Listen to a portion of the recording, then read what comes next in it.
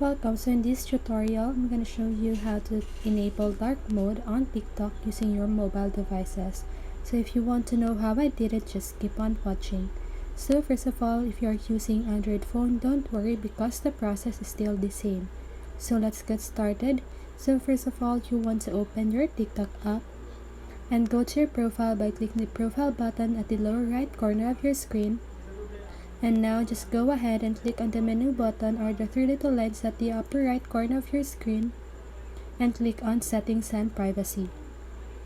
So now you want to scroll down until you see the display section or option.